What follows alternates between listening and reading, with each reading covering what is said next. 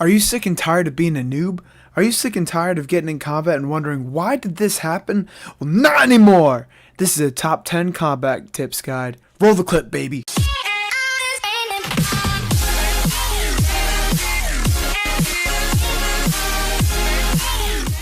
Tip number 10 is to look at your experience drops. Experience drops can be customized in the top right corner of your screen next to the menu map. If you hit setup, you're allowed to customize different factors of how big, how often, and how fast your experience drops are displayed. The importance of this is that when you're attacking an enemy, you could know if the enemy is dead or if it's a big or small hit before the image is actually displayed of the hit. So if I attack this guard here with 22 hit points, you could see that my experience drop was 88.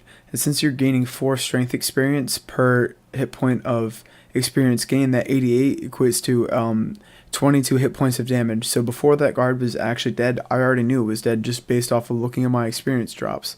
This is very important to do when you're PVMing against any boss, because you can tell if you're a big hit or a small hit and whether or not you want to follow up with a special attack, especially in PVM with that. Use shift dropping. Shift dropping can be customized in the tool menu down on the bottom right by clicking this button right here labeled the shift up. It allows shift dropping to be used whenever you hold down shift and click on items in your inventory. This way multiple items can be dropped in the same tick very quickly. It's important in high level PVMing, especially in God Wars, when you are going to be juggling food, bones, or sharks on the ground, such as in this display here. You can see that I am currently holding more sharks that are in my inventory. And since you know that the sharks do not disappear immediately once they're on the floor, you can utilize the timer and in between the time where they hit the floor and that the sharks disappear, that you can juggle sharks to effectively extend your inventory past 28 inventory spaces. So let's say you need to restore your prayer, hit points, and bank all at the same time. This is usually an issue for players that don't own houses because they're either too low of a level or cannot afford one. The alternative for this is using a ring of dueling in order to teleport to the Clan Wars arena. Here you have really quick access to a bank as well as a portal that will restore all of your health and prayer immediately when you enter it and exit upon it. So you can use the bank here to restore your loot of 1 nature rune, and then if you go to the west, you enter this white portal, the free-for-all, which is safe by the way. You can enter it, and then now you're free to teleport out. And if you look at my health points now, I am at 7. If I teleport back to Faldor to kill more guards, I just recharge all my hit points and prayer for free. Gear switching. Gear switching is when you could switch between one style of combat quickly into the next during the middle of combat without actually missing any attack sequences. If you have a 4-way switch just as I have shown below here, you're able to actually switch from your gear and one tick being range to the next being melee. I could do it back and forth. That last one was probably a little bit quicker, but if I show you, I could attack the guard over here. Oh, if he lived, he would have been attacked by range very close after that.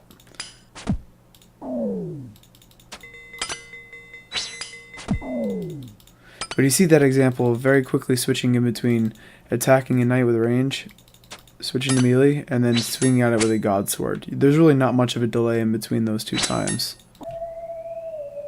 The following is something that everyone needs to look out for. It could negatively influence your gameplay without you even really noticing it. Have you ever attacked an enemy and then clicked on something in your inventory and then it messes up the enemy that you wanted to attack? I'll show an example. If I attack an enemy and then quick switch on something in my inventory, I will never actually attack that enemy, but I will still walk towards its space, which can be dangerous, especially if you're in a higher level PvMe situation. You switch your gear, and then now all of a sudden you've got yourself in a really bad situation, and you're not actually attacking them. So if you're ever going to attack an enemy, and then do some sort of action in your inventory, always be sure to re-click on that enemy, because your actions in your inventory cancel your attacked clicks. The next trick that I'm going to demonstrate is called prayer flicking.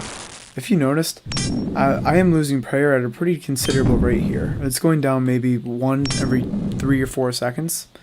I can prayer flick this still without taking damage, but reducing my prayer by a much slower rate. So if you ever see where the animation is, if you turn your prayer on slightly before the animation or sound, and then take it off immediately after you hear it, you will take no damage because it considers that you had that prayer melee on the entire time.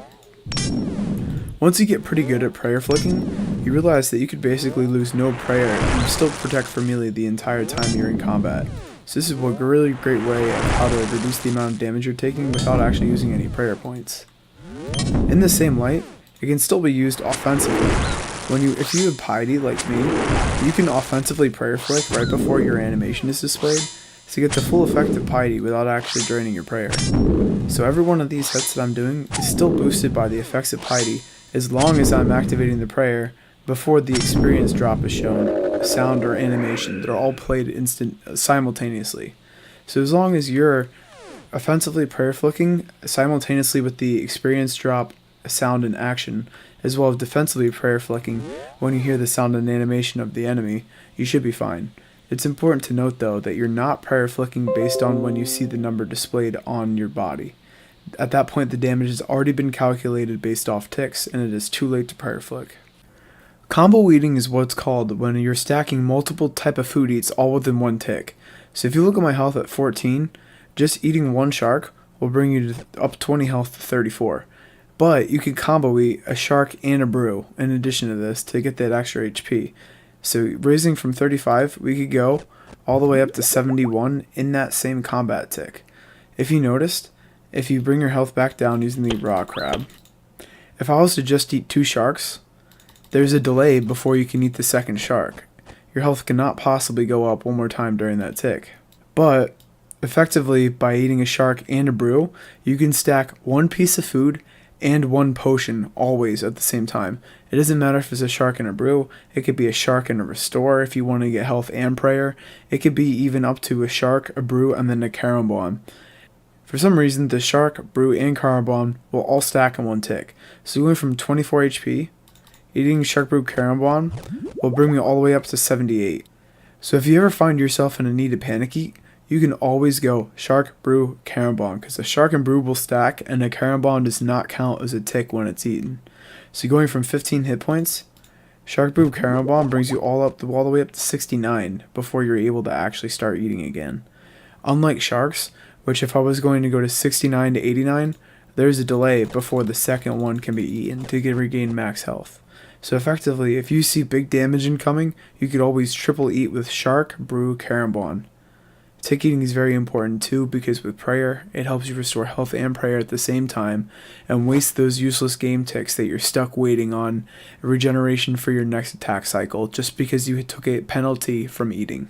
Consider using left click only or right click only on NPCS option in your settings menu. This is appropriate when facing enemies that either with left click you only want one click option or with a right click always you want to walk underneath them. The next spot belongs to a technique called walking under the boss.